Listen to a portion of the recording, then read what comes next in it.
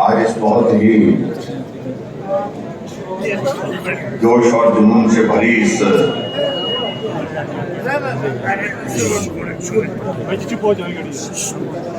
सभा में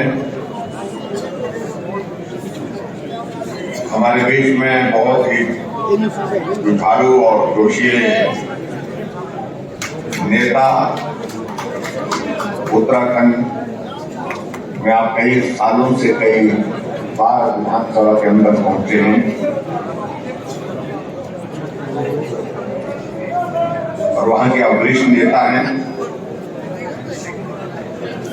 भाई मुन्ना सिंह चौहान जी। आपके इस विधानसभा क्षेत्र के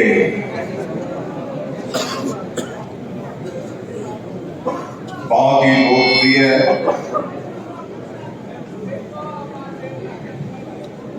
नौजवान साथी हमारे जो भारतीय जनता पार्टी के प्रत्याशी के रूप में आज आपके बीच में हैं, भाई चेतन बरागटा जी,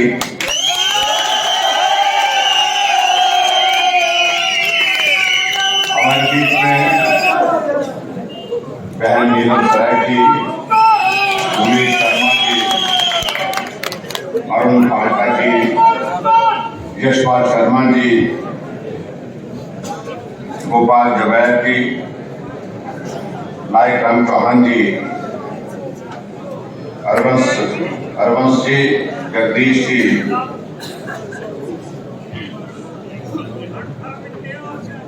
कृष्णचंद जी, मैं सबके नाम लेना छोड़ देता हूं कि लंबी सूची है। और यहाँ उपस्थित सभी हमारे पार्टी के पदाधिकारी, पंचायती राज संस्थाओं के सभी चुने हुए प्रतिनिधि, भाइयों बहनों, नौजवान साथियों और पत्रकार मित्रों,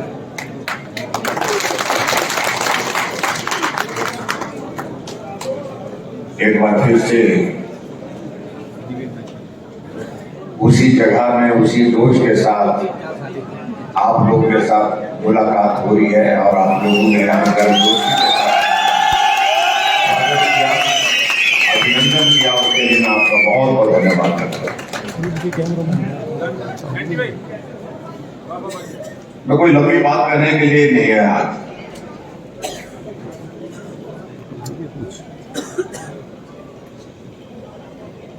हम हिमाचल प्रदेश में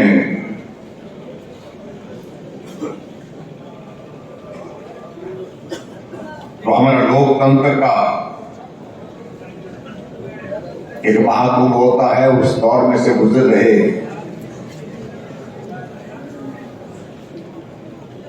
और इस बार दिवाली का त्योहार बीच में है।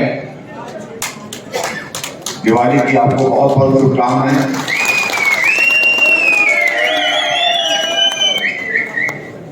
और मैं ऐसा भी देख रहा हूं कि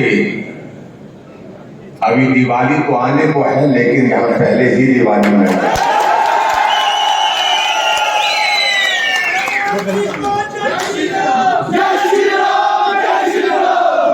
आज पूरे हिमाचल प्रदेश में 49 जगह 49 जगह नॉमिनेशन है भारतीय जनता पार्टी के प्रदेश।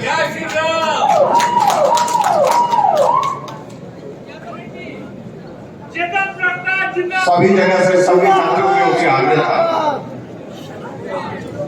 कि मैं वहां पर पहुंचूं, लेकिन संभव नहीं था। और ऐसे में तय करना था कि 2 या 3 विधानसभा क्षेत्र में जहां मैं पहुंच सकता हूं वहां पहुंचने की कोशिश करूं। और मुझे ये निर्णय करने में कोई कठिनाई नहीं हुई, तो मैंने कहा कि बाकी जगह अब पहुंचे ना पहुंचे बाद में जानेंगे, लेकिन ऊपर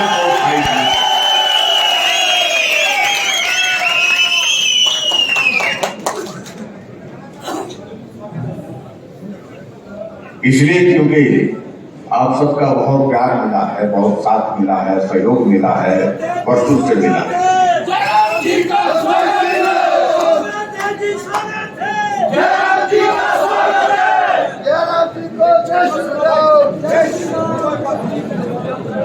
आदरणीय नरेंद्र बरागटा के साथ हमने वर्षों तक काम किया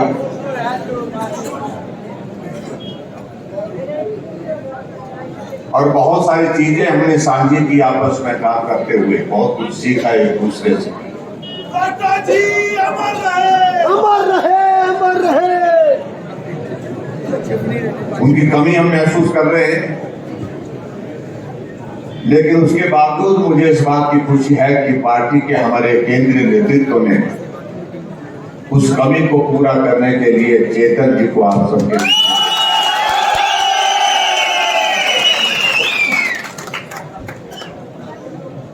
पहाड़ों में संगठन खड़ा करना बहुत मुश्किल काम होता है, पार्टी बहुत मुश्किल होती है चल। और जब ऐसी परिस्थिति में जब यहाँ पर शिमला जिला का एक सेंटीमेंट रहता था, अटक के रहता था, कांग्रेस की ही साथ चलना है, कांग्रेस के साथ चलते रहना है, यही एक रहता था। लेकिन धार से हट करके चलना ये सबके बस की बात नहीं। और इस काम के लिए मैं समझता हूं कि अगर शुरुआत की थी तो नरेंद्र भाई बरागटा ने शुरुआत की।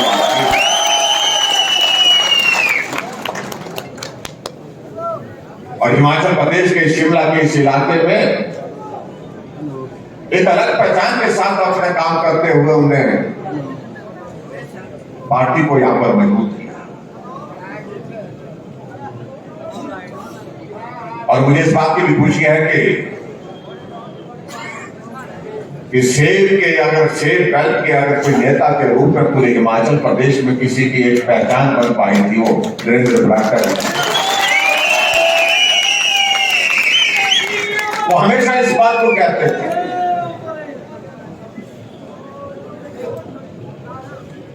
और शेर की इकॉनमी हमारे प्रदेश के लिए बहुत बड़ी एक ताकत है। और मैं उम्मीद करता हूं आप सबके आशीर्वाद से, आप सबके सहयोग से आने वाले समय में कोई एक सेब की वेल्थ में हमारे एक नेतृत्व की कमी होगी तो उस कमी को चेतन भाई यहां पर पूरा।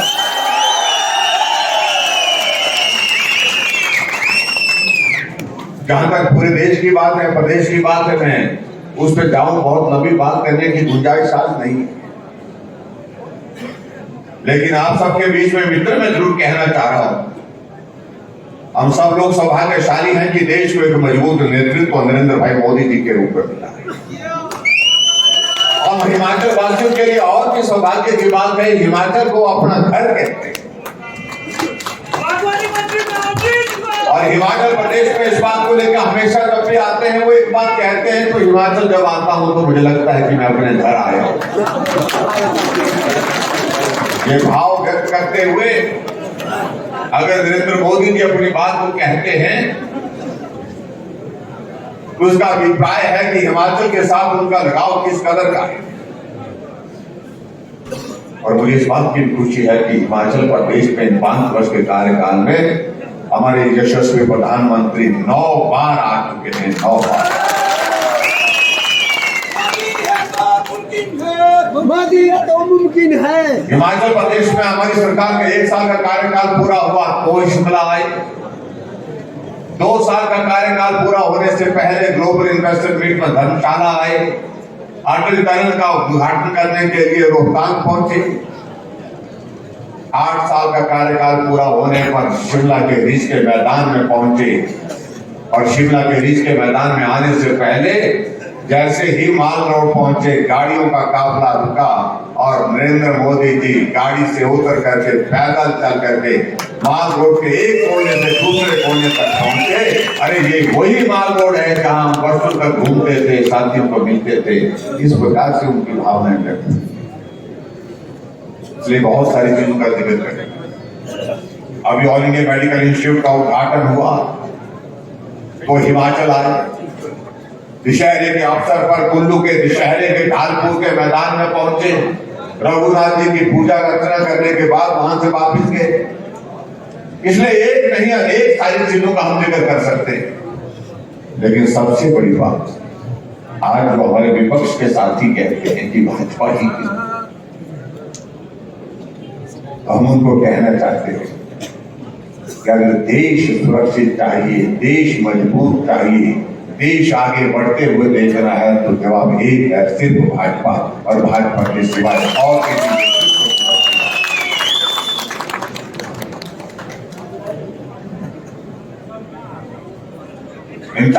कार्यकाल में जो हम कर सके वो करने की हमने कोशिश की।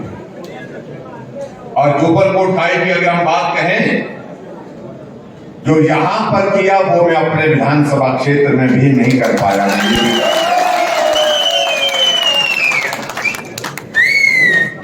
मुझसे पहले बड़े बड़े नेता रहे, एक बार नहीं अनेक बार रहे। एक एसडीएम का दफ्तर मिलने के लिए न जाने कितनी बार जाना पड़ता था, लड़ना पड़ता था, लेकिन हमने इसी मंच से एक नहीं दो एसडीएम।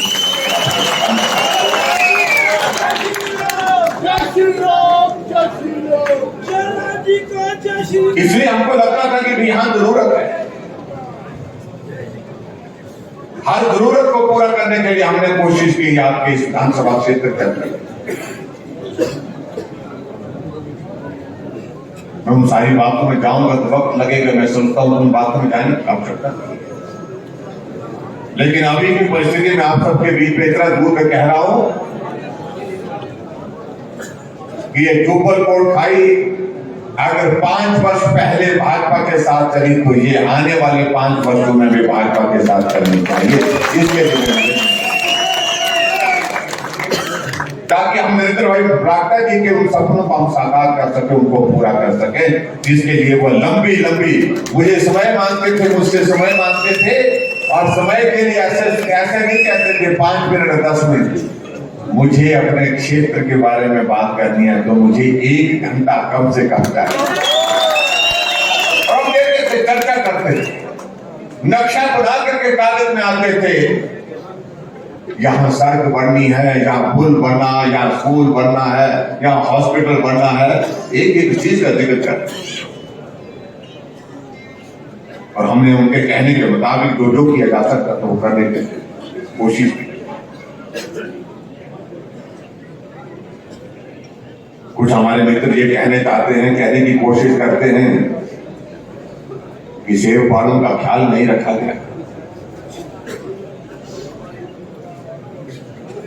मैं आप सबके बीच में इतना कहना चाह रहा हूं, मुझसे पहले चेतन जी ने उन बातों का जिक्र कर भी दिया,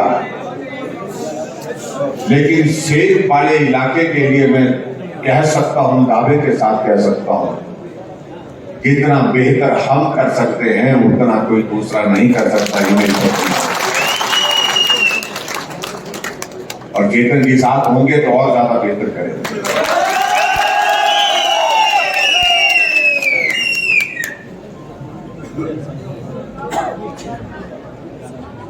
हमने एक चीज अपने हाथों से की हुई है, जैसा यहां जिक्र कर रहे थे।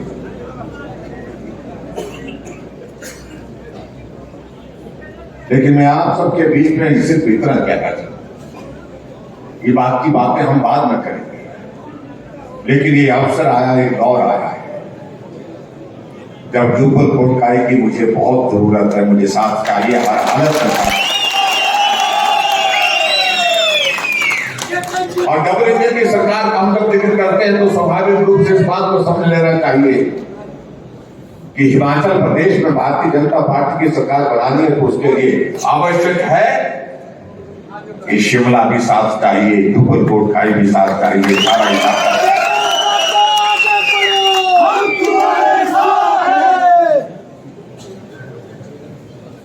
पहाड़ के दर्द को हमने अच्छी तरह से समझा है, क्योंकि हमने ये पहाड़ सिर्फ दूर से देखे नहीं, हमने पहाड़ों की चढ़ाई चढ़ी है, इन पहाड़ों की चढ़ाई की। बहुत कम मुख्यमंत्री ऐसे होंगे मुझे लगता है। कुछ लोग बोलते हैं कि नहीं हमने भी किया, गए होंगे घूमने फिरने के, हम तो लोग आते हैं।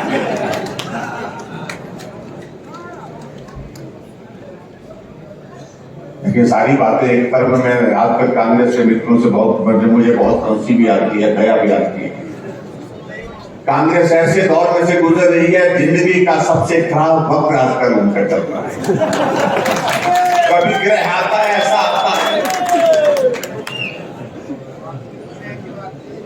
इनके एक नेता तो है वो आजकल भारत जोड़ो यात्रा पर निकले हुए हैं, और कांग्रेस के नेता बाकी लोग जो है कांग्रेस छोड़ो यात्रा पर निकले।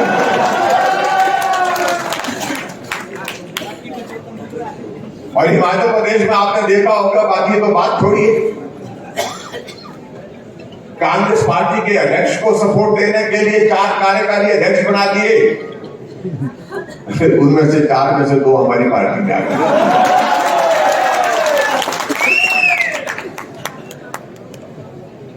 पत्रकार पूछने लगे, भाई आप क्यों आए? उन्होंने कहा कि भाई ये सब लोगों से पूछो, जो बाकी बचे हैं उनसे भी पूछ करके आओ। कुछ बचा ही नहीं हुआ। जो पार्टी इतने समय लंबे समय तक सत्ता में रही, देश में रही, प्रदेश में रही, जिसका कुछ भी आज बचा नहीं। एक गुलाम नबी आजाद जो 1970 के दशक से कांग्रेस पार्टी में काम कर रहे थे, वो भी कह रहे हैं कि मैं भी अब आजाद हो गया।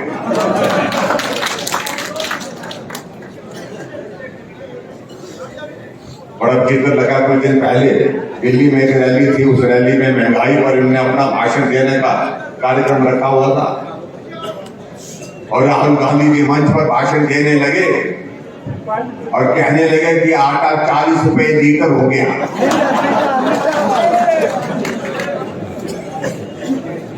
आप कल्पना कर सकते हैं कि इस देश में एक ऐसे भी नेता है जो प्रधानमंत्री बनना चाहते हैं, लेकिन उनको मालूम नहीं कि आटा किलो के हिसाब से मिलता है कि लीटर के हिसाब से। ये परिस्थिति है। और जहां हिमाचल प्रदेश में बात आती है, हमारी सरकार ने काम किया है, गरीब के लिए काम किया है। कठिन परिस्थितियों में हिमाचल में हमने गरीब के करीब रह करके काम किया है। वो 80 साल के बाद पेंशन देते थे, हमने 60 साल से ऊपर सभी बुजुर्गों के लिए पेंशन का। वो 400 करोड़ रुपए पेंशन पर खर्चते थे, हम 1300 करोड़ रुपए पेंशन पर खर्चते थे। वो 4 लाख लोगों को पेंशन देते थे, हम 7.5 लाख लोगों को पेंशन देते। कांग्रेस के जमाने में गरीब आदमी के घर में गैस का चूल्हा एक सपना होता था। आज हर गरीब के घर में गैस का चूल्हा हमने पहुंचा करके दिया है। हर घर में गैस का चूल्हा पहुंचा है, हर घर में नल पहुंचाया है। और महिलाएं, हमारी माताएं बहनें यहाँ पर बैठी हैं, आप काम के लिए निकलती हैं, अपना कारोबार करती हैं, कुछ अपना नौकरी धंधा कर पेशा जो होता है उस प्रकार से नौकरी के काम में जाते हैं। तो ऐसे में आना जाना होता है। अमेरिका आने जाने में इनको सरल कैसे कर सकते हैं? हमने एक सीधा से फार्मूला कहा कि अगर महिलाएं हमारी आधा हिस्सा है आबादी का, तो किराया भी आधे हिस्से के हिसाब से ही देंगे, आधा किराया देंगे।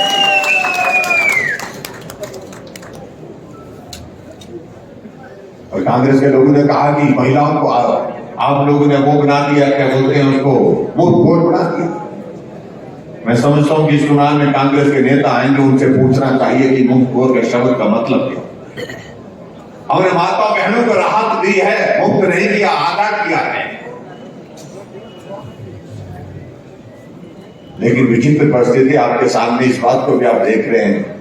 जब हमने आगे बढ़कर के कहा कि हिमाचल बिजली पैदा करता है, बिजली हम देश को बेचते हैं, हम हिमाचल प्रदेश में 125 यूनिट बिजली का 0 बिल के साथ आप लोग को मदद करें। और हम दे रहे हैं, यहाँ पर मैं दावे के साथ कह सकता हूँ, जितने भी यहाँ पर लोग हैं सबको कितना बिल आया है? 0 बिल आया। 0। और कांग्रेस वाले बोलने लगे, हम आएंगे तो हम तो 300 यूनिट देंगे, आएंगे तो हम तो दे रहे हैं, हम आएंगे तो। जब आने नहीं देंगे तो क्या? और क्यों आने देंगे? पूरे देश में आने नहीं दे रहा कोई उनको। उत्तर प्रदेश में चुनाव हुए, वहां पर 367 सीटों पर जमानत जब्त हुई 400 में से। यहाँ उत्तराखंड से हमारे यहाँ पर पूना भाई जी बैठे हैं, यहाँ पर बहुत शोर सुनते थे हम कि उत्तराखंड हम तो आ रहे। हमने कहा थोड़ा चैन करो, रुको तो सही। चुनाव का परिणाम निकला, भाजपा थी, फिर भाजपा की सरकार। अब ये बात बदलेगी, बात कहने तो हमारे कुछ मित्रों को बहुत परेशानी हुई, ऐसा मत बोलो। हमने क्यों? रिवाज पर नहीं बदलना चाहिए। हमने कहा जो रिवाज खराब है, देश के लिए, समाज के लिए वो बदलने चाहिए। जो रिवाज अच्छे हैं उसको मजबूत करना चाहिए। फिर कहने लगे रिवाज तो बड़े बड़े लोग नहीं बदल पाए, बोलते राजा साहब नहीं बदल पाए, जयराम तो किस खेत की मूली है। हम तो हमने कहा मूली गाजर ही समझो, हम लोग कुछ समझा। लेकिन एक बात मैं जरूर कहना चाह रहा हूं, ये सारे बड़े बड़े काम बड़े बड़े लोग नहीं करते हैं, कुछ काम छोटे लोग भी कर देते हैं। इस बात के लिए उनको याद रखना है। और इसलिए मैं आप सबके बीच में ये कहना चाहता हूं, जो बड़े लोग नहीं कर पाए हैं, आओ हम छोटे लोग मिलकर के उस काम को करेंगे। हिमाचल प्रदेश में हमने कहा है अब की बार रिवाज बदल करके छोड़ेंगे और रिवाज बदल करके रखेंगे। ये 5-5 साल वाला रिवाज बंद कर देंगे। इसके लिए आप सबका आशीर्वाद चाहिए, आप सबका सहयोग चाहिए। और मुझे पूरा भरोसा है कि निश्चित रूप से अब की बार वो हालात बने और शुरुआत हो गई है पूरे देश भर में। यहाँ उत्तराखंड के यहाँ पर बैठे हैं हमारे विधायक महोदय जी, रिवाज तो ये था कि हर 5 वर्ष के बाद सरकार बदल जाती है, लेकिन अब की बार रिवाज बदला, फिर भाजपा की सरकार। उत्तर प्रदेश में 37 वर्षों से रिवाज तो ये बन गया था कि हर 5 वर्ष के बाद सरकार बदल जाती थी, लेकिन अब की बार योगी जी के फिर योगी दिया रिवाज बदल गया। गोवा में, मणिपुर में, हरियाणा में, इसलिए रिवाज पूरे देश भर में बदल रहा है। तो हिमाचल प्रदेश में भी अब रिवाज बदल करके छोड़ेंगे। यही मैं आप सबके बीच में कहने के लिए आया हूं। और आप सबसे मैं इतना कहना चाह रहा हूं, भाई कसर नहीं टूटनी चाहिए। जब हमने नहीं छोड़ी तो आप भी मत छोड़ना। आपने जो विधानसभा क्षेत्र में कहा वो हमने करने की कोशिश की है। और अब की बार हमको हिमाचल प्रदेश की विधानसभा के अंदर भाई चेतन बरागटा जी चाहिए। इनकी आवाज और बुलंद आवाज के साथ आपकी बात वहां पर रख सके। और हिमाचल प्रदेश और केंद्रीय नेतृत्व का मैं धन्यवाद करना चाहूंगा। थोड़ा जोर लगाना पड़ा, लेकिन उसके बावजूद सब क्षेत्र की आवाज है। हम मिलकर के उस आवाज के साथ चलना चाहते हैं, पूरा इलाका चाहता है। तो उन्होंने हमारी भावनाओं को, आपकी भावनाओं का सम्मान किया और चेतन बरागटा जी को जिक्र किया। और मैं इस बात को मैं जरूर कहना चाह रहा हूं कि आने वाले समय में हम देखते हैं कि चेतन बरागटा जी लंबे समय के लिए जो है नेतृत्व करते हुए आपका नाम भी रोशन करेंगे, इलाके का नाम भी रोशन करेंगे। और यहाँ शिमला जिला और हिमाचल प्रदेश में मजबूती के साथ पार्टी के संगठन को भी मजबूत करेंगे, ऐसा मुझे पूरा भरोसा है। लेकिन उसके लिए जरूरत है कि शुरुआत अच्छी हो। ये शुरुआत होने जा रही है और शुरुआत अच्छी करिए। निश्चित रूप से मैं दावे के साथ कह सकता हूं, आपके इस विधानसभा क्षेत्र का भविष्य उज्जवल होगा। और हम आगे बढ़ करके काम करके इस विधानसभा क्षेत्र के विकास के तमाम मुद्दों का समाधान करेंगे। और बहन नीलम जी भी हमारे साथ में है, सब मिलकर के काम करेंगे, जो एकजुट होकर के काम करेंगे। और यहाँ से जीत ही नहीं, शानदार जीत हासिल करेंगे। और 12 नवंबर को आप याद रखिए, कमल का चुनाव चिन्ह के सामने का बटन दबाकर भाई चेतन जी को अपना आशीर्वाद दीजिए और इनको भारी बहुमत के साथ हिमाचल प्रदेश की विधानसभा में पहुंचाइए। और उसके बाद काम की बात हम पर छोड़ दीजिए। तो